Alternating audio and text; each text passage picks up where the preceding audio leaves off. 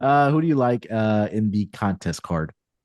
Freudian slip there. I try to be polite, wait my turn, not interrupt too much. It is my nature.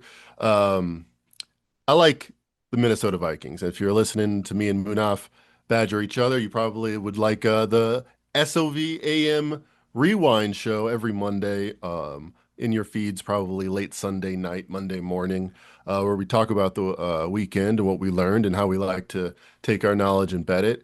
And you'd have heard me recommend the Cleveland Browns as a bet with the analysis that if you look at what Aaron Rodgers did, kind of stayed out of trouble versus Brian Flores' Vikings defense.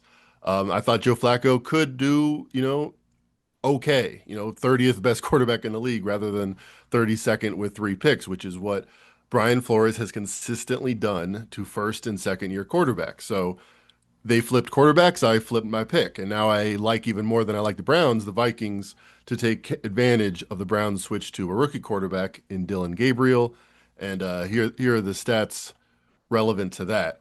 Uh, with the Vikings since he's been there against rookie quarterbacks, they are 0-4-2 ATS, 2 pushes, 4 losses. If you look at first and second year quarterbacks, um, 3-8-2, and then you add that with the Dolphins, 6-10 in his 3 year tenure with first and second year quarterbacks, 2-4 just with rookies. So um, I thought I added this up on my screen. I didn't, but I told you all the numbers. You can add them up. It's all under 40%. It's all terrible. It's all what you would expect if the what my theory was, which is Bill Belichick had a long history of beating up on rookie and second year quarterbacks, just giving them signs and signals and moving in them in directions that they weren't accustomed to.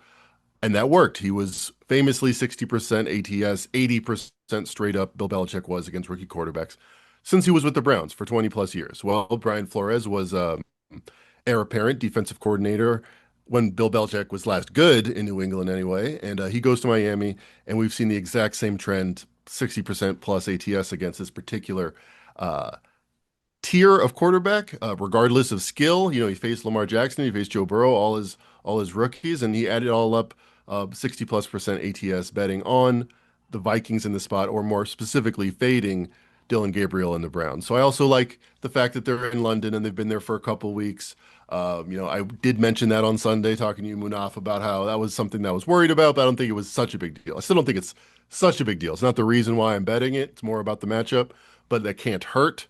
And I think it does amplify being uncomfortable if you're Dylan Gabriel, rookie quarterback, going against Brian Flores defense. The fact that you're in Tottenham Stadium, nobody likes Tottenham at all. There's any Tottenham fan is fake, and you should disown them as a fan. So with all that being said, get up early in the morning, cash on the favorites in neutral site games are again above 60% ATS. Vikings -3.5 here makes sense to me. Not this season, they're not. They're 0-1, but 0-1 they are. I know. I biggest buried sample that that we piece of had. information, No, but no. it's true.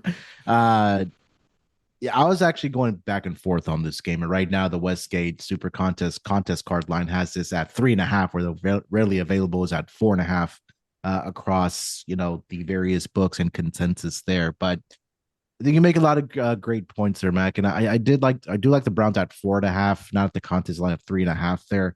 Um, it's the spot for Dylan Gabriel, right? You're having to go across the pond, playing in London as your first career start, and going up against a Brian Flores defense that he's going to scheme it up. And you mentioned the numbers going up against young quarterbacks, in particular rookie quarterbacks and quarterbacks that are getting their first start.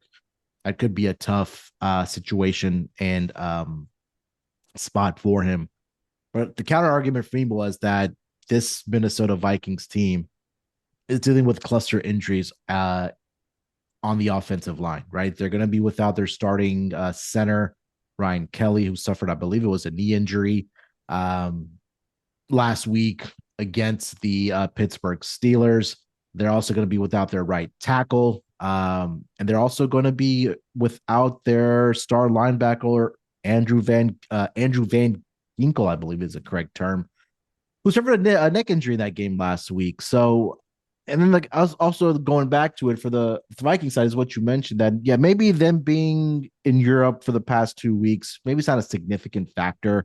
With travel now and how these guys are on these commercial flights and they have their own private jets that are bought by the owners and making things comfortable for them. And it's not like when we're flying across the pond or taking those first or taking those flights where we're kind of crunched up if we're not sitting in first class. But I just think I kind of shied away from it now, and you made a lot of the great points that it's just going to be a tough spot for Dylan Gabriel there. So I'll be up in the morning watching this for sure. And when the Browns possibly win this game outright, I'll be kicking myself saying I could have been 2-0 against Mac head to head Yeah, we this should week. we But should state for the record, double or nothing for me trying to redeem myself yeah, in London after the Ireland debacle, and I call myself Irish. I mean, wow, Vikings versus Steelers. It was over early. yeah. So stay tuned for the week Round two. 5 SOVAM weekend rewind and see what Mac and I have to say about this game. But Uncle Dave, any thoughts on the Vikings and the Browns this week in London? I'm kind of with you in that I've gone back and forth several times. And, Mac made a very eloquent and detailed and well thought out case for Minnesota. Stefanski called me earlier in the week about making a quarterback change. I told him I thought they would do that maybe in 2 weeks when they get the Dolphins at home. But needless to say, he didn't listen to me. So I called up Dylan Gabriel. He told me that he loves that stadium. Tottenham is like a second home for him. Okay, there we go. Yeah, the So kids, they love soccer these days. you That's know, true. I can't overlook that. I mean, I'll tell you why I have to take points here. I mean, let's face it, the Browns, whoever was going to play quarterback, whether it was going to be Deshaun Watson or Shador Sanders or somebody in between, they were not going to beat anybody with their offense. But I think they are going to beat people with their defense. And I look back at last week and Minnesota let the Steelers rush for like a buck 31, and the Steelers can't run the ball. I may try to make that point last week, and Cleveland can't either, but they aren't much worse than the Browns in that category. And Cleveland, they lost by 24 last week. It looked bad, but they held the Lions to 277 yards, and those that had Jared Goff in fantasy probably weren't real happy. I mean, turnovers killed Cleveland. Okay, so we got rid of the turnover machine. Um, I don't pay a whole lot of homage to the fact that they've been in the UK for 2 weeks. I mean, it's kind of like traveling coast to coast. It's not a big deal, but it's something. I mean, I can't overlook it, but I don't think it's. I think the Browns' defense is that good. I mean, Minnesota beat the Bears, beat the Bengals. I don't see how they can be 3.5 point favorites uh, there. I mean, and I look back at I did a little bit of work on the Seattle game, and I just look at the I kind of go back and forth on the Sam Darnold thing. I might get to that later, but Minnesota's offense without Darnold this year, not even factoring in all the cluster injuries that Munaf mentioned. I mean, they're about 65% of what they were last year. I mean, they're only converting about 30% of their third downs, and that's down from like 42 last year. So, I'm not gonna buy Mackenzie's narrative, but with all due respect, it was eloquent, it was well thought out, Appreciate it. almost tipped me over the ledge, but I'm just not gonna do it. I think the other part that makes me nervous for Viking backers that you have to rely on the arm of Carson Wentz in this game because the Browns' rush defense has been absolutely phenomenal. They're only allowing 2.92 yards per carry to the opposition. And, they face Chase Brown in week 1. They face Derrick Henry in week 2. They face Josh Jacobs week 3. Jameer Gibbs, I should say. Jameer Gibbs had a pretty solid week last week against the Browns, 15 carries for 91 yards there. But no, Jordan Mason right now is the bell cow with the entry to Aaron Jones until he does return. And if he returns for this Vikings team there, and now you're going to have Myles Garrett, you know, probably at your throat with the offensive line issues and the injuries that we mentioned for this Vikings team there. So um, there you have it. And I think, when we talk about these games, I think it's great that we're over the last 2 weeks, especially guys, that we're giving both sides of what we like in this game, in these games. And I think that just provides a better perspective for our listeners to, make their own decision, whether again they pick it in their contest or what the case might be, or if they're betting it. as well. So I think that's the beauty of this podcast that we started this season.